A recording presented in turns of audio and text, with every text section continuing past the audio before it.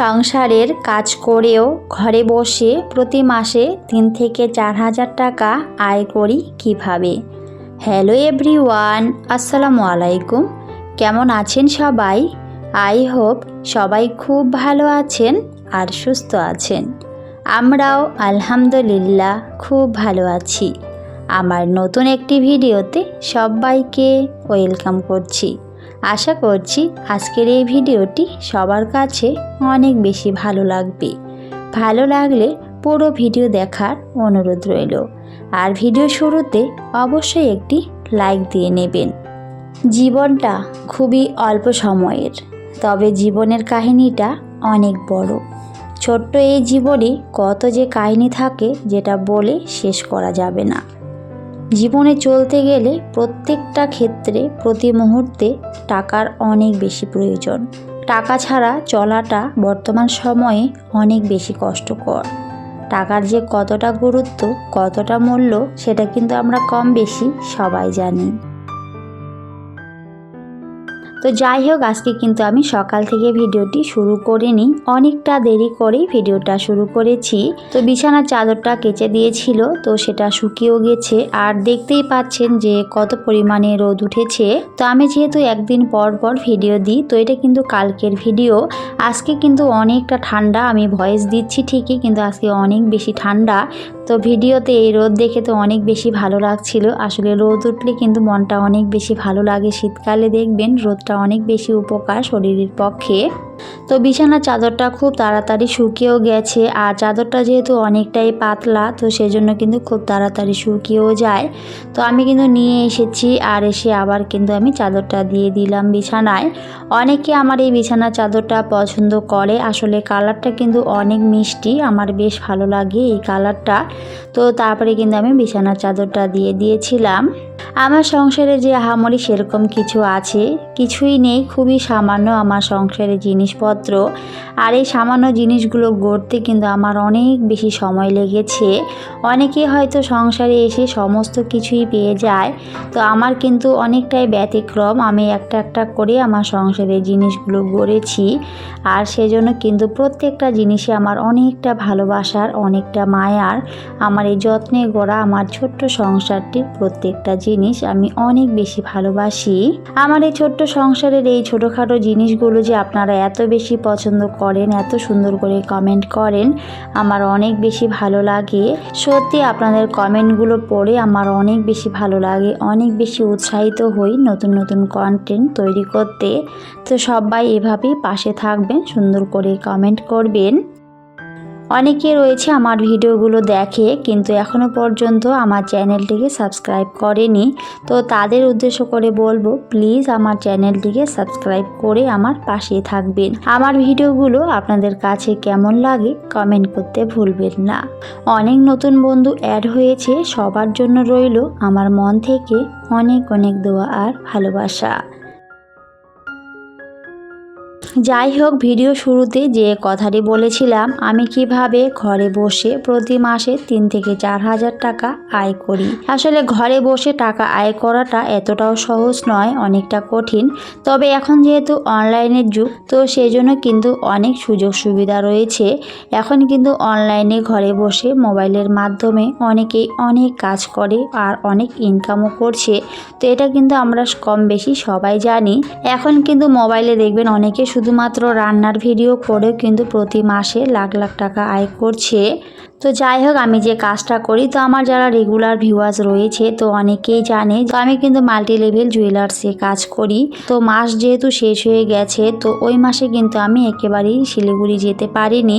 আমার মেয়েটাকে নিয়ে অনেকটাই ব্যস্ত ছিলাম, কারণ মেয়েটার শরীরটা ভালো ছিল না। তো সেজন্য কিন্তু অনেকটাই ব্যস্ত ছিলাম। তো আমাকে টাকা দিয়েছিল, তো আমি কিন্তু টাকাগুলো জমা করতে পারিনি আর ম্যাডামকে দিতেও পারিনি। আমি তো নিজে যেতে পারবোই না, আর ম্যাডামকে কল করাই হয়নি যে গেছে কিনা। যদি যেত তাহলে হয়তো টাকাগুলো পাঠিয়ে দিতাম। তো আমার কাছে যারা বই করেছে তারা যে আমাকে টাকাগুলো দেয়, তো সেগুলো কিন্তু আমি ওই ব্যাগে রেখে দিয়েছি। তো সবাই কিন্তু এভাবে টাকা দেয় না, বেশিরভাগ কিন্তু আমাকে অনলাইনে টাকা দিয়ে থাকে, ফোনপে করে দেয়। তো শুধু 2-1 জন আছে আমাদের বাজারে দোকান করে, তো ওরা কী করে, অনেকে প্রতিদিন টাকা দিয়ে থাকে।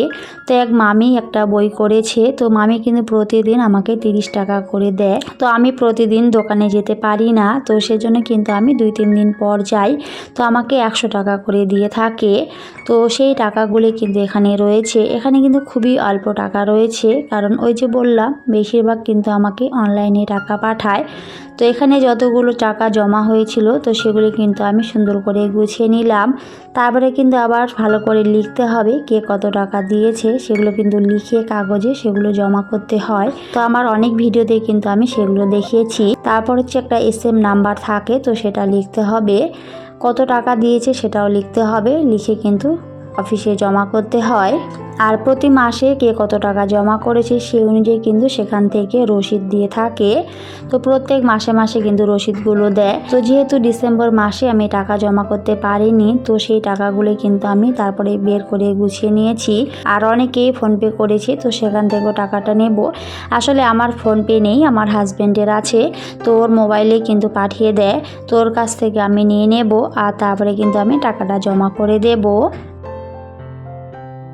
তো আমি যে এই কাজটা করি, আমি কিন্তু খুব একটা কষ্ট করি না, ঘরে বসেই কিন্তু আমি কাজটা করে থাকি।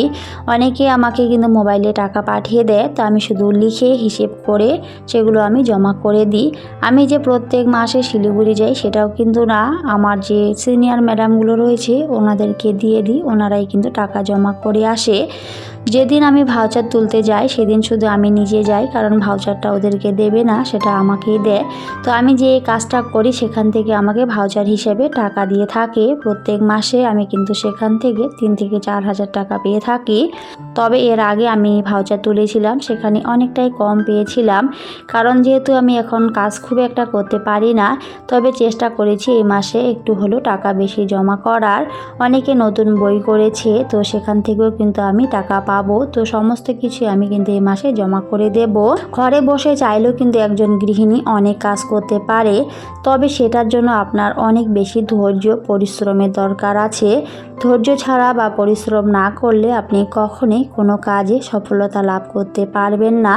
জীবনের প্রত্যেকটা ক্ষেত্রে আপনাকে অনেক বেশি পরিশ্রম করতে হবে, ধৈর্য ধরে একটা কাজ করতে হবে। একবারে চাইলে কিন্তু একটা কাজে সফলতা আসে না, অনেকটা সময় পার করে সেখানে কিন্তু অবশ্যই একদিন সফলতা আসে, যদি আপনি মন দিয়ে ধৈর্য ধরে কাজ করতে পারেন। সেটা কিন্তু প্রত্যেকটা ক্ষেত্রে সমান। এই যে ইউটিউবের কথাই বলছি, এখানে যদি ধৈর্য না থাকে তাহলে কিন্তু কেউ কখনো ইউটিউবে টিকে থাকতে পারবে না। সবটাই ধৈর্যের উপর নির্ভর করে। তবে অনেকের ভাগ্য ভালো, যারা খুব তাড়াতাড়ি এখানে সফলতা পেয়ে যায়। আবার অনেকেই রয়েছে অনেক কষ্ট করে কিন্তু সফলতা পায় না। তো এখানে কিছুটা ভাগ্যের ব্যাপার থাকে। তো যাই হোক, সব মিলে আমাদের চলতে হবে। অনেকে রয়েছে ভিডিওতে একেবারেই ভিউজ নেই, আমার কথাই বলছি। তবে অনেকে শুধুমাত্র ভালোবাসার মানুষগুলোর জন্যই কিন্তু টিকে রয়েছে। তো যাই হোক, সব কিছু নিয়ে কিন্তু আমাদের চলতে হবে। তো আমি কিভাবে সংসারের কাজ করি, এই যে টাকা আয় করি, তো সেটাই কিন্তু আমি ভিডিও শুরুতে বলেছিলাম, আর সেটাই কিন্তু শেয়ার করেছি। আমার প্রিয় ভিউয়ার্সরা অনেকেই জানে, তো তাও কিন্তু আমি শেয়ার করলাম, কারণ প্রত্যেক মাসে আমাকে যেহেতু টাকা জমা করতে হয়, তো সেটাই কিন্তু আমি ভিডিওতে দেখিয়েছি। আর এভাবে টাকা জমেও কিন্তু আমি মাসে মাসে 3 থেকে 4 হাজার টাকা আয় করি। একজন সাধারণ হাউসওয়াইফ হয়েও যে এভাবে ঘরে বসে টাকা আয় করা যায়, সেটা কিন্তু অনেকটাই ভাগ্যের ব্যাপার। অনেকে কিন্তু চাইলেও অনেক কিছু করতে পারে না, তো সেখান থেকেও যে আমি টাকা আয় করি সেটাই আমার কাছে অনেক বড় বেশি পাওয়া। তো সবাই অবশ্যই আমাদের জন্য দোয়া করবেন, আমার ছোট্ট সোনাটার জন্য সবাই দোয়া করবেন, যেন ভালো থাকে, সুস্থ থাকে। নতুন বছরে সবাই যেন অনেক ভালো থাকে, আমিও সবার জন্য অনেক অনেক দোয়া করি। তো যাই হোক, অনেক কথা বলেছি। তো অনেক আপুরা আমাকে কমেন্ট করে যে আপু, তোমার মতো যদি এরকম একটা কাজ পেতাম কতই না ভালো হতো, ঘরে বসে টাকা আয় করা যায়। তো আপুদের কমেন্টগুলো পড়ে আমার অনেক ভালো লাগে। সত্যি এখন কিন্তু অনলাইনের যুগ, আপনারাও চাইলে ঘরে বসে অনেক টাকা আয় করতে পারেন, অনেক কাজ করতে পারেন। এখন দেখবেন অনলাইনে কিন্তু শুধুমাত্র কাপড়ের বিজনেস করেও কিন্তু অনেকে অনেক টাকা আয় করছে। অনেকে রয়েছেন অনেক সুন্দর রান্না করতে পারেন, চাইলে কিন্তু একটা রান্নার চ্যানেল খুলতে পারেন, সেটা ইউটিউব, ফেসবুক যে কোনো জায়গায় জায়গায় কিন্তু দিতে পারেন, দেখবেন একটা সময় সেখান থেকেও আপনি আয় করতে পারবেন। তো সেটার জন্য আপনাকে অনেক বেশি পরিশ্রম করতে হবে। আসলে ওই যে বললাম, জীবনে পরিশ্রম না করলে কখনোই কোনো কিছু করা সম্ভব নয়। তো পরিশ্রম করে যান, দেখবেন অনেক বেশি ভালো থাকতে পারবেন। আমি কিন্তু আগে অনেক পরিশ্রম করেছি আমার এই কাজের পেছনে, এখন হয়তো খুব একটা কষ্ট করতে হয় না। আসলে যে কোনো কাজে প্রথম অবস্থায় একটু বেশি পরিশ্রম করতে হয়, পরে কিন্তু খুব একটা আর করতে হয় না। তো যাই হোক, আপনারা যে এত সুন্দর সুন্দর করে কমেন্ট করেন সেটার জন্য আমার অনেক ভালো লাগে। তো যাই হোক, এদিকে কথার ফাঁকে আমি কিন্তু অনেকগুলো কাজই করে নিয়েছিলাম। তো আমি যেহেতু অনেক দেরি করে আজকের ভিডিওটা শুরু করেছি বললামই, তো এটা কিন্তু একেবারে বিকেলবেলা। তো বিকেলবেলা কিন্তু আমি চা করে নিয়েছিলাম। আর আমি কিন্তু আদা চা খাই, কারণ দুধ চাটা আমার শরীরে অনেক ক্ষতি করে, সেজন্য খুব একটা খাওয়া হয় না। তো আমার হাজবেন্ডের জন্য, আমার জন্য, তো সবার জন্য কিন্তু আমি ওখানে চা বানিয়ে নিয়েছিলাম। তো তারপরে কিন্তু আমরা চা খেয়েও নিয়েছি। খাওয়ার পরে কিছু বাসন ছিল, তো সেগুলো কিন্তু আমি মেজে নিয়েছি। একটা সংসারে যে কত কাজ থাকে কি বলবো, একটার পর একটা কিন্তু চলতেই থাকে সারাটা দিন, কাজের জন্য কোনো শেষই হয় না। আর ছোট বাচ্চা থাকলে তো আর কি বলবো, কত যে কাজ থাকে।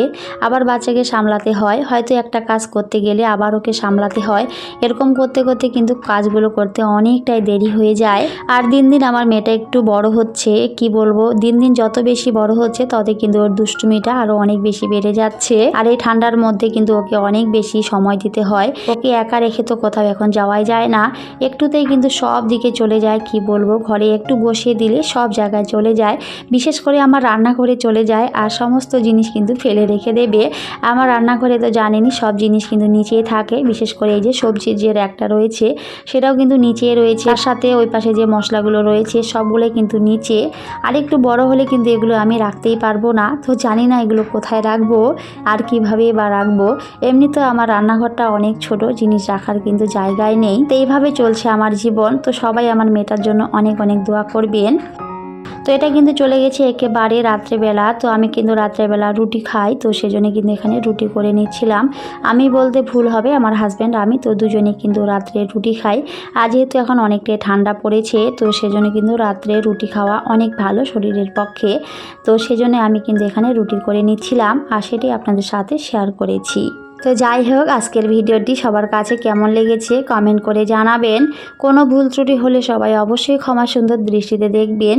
তো সবাই খুব ভালো থাকবেন, সুস্থ থাকবেন, আমাদের জন্য দোয়া করবেন। তো সবাইকে টাটা, আল্লাহ হাফেজ, দেখা হবে পরের অন্য কোনো একটি ভিডিওতে।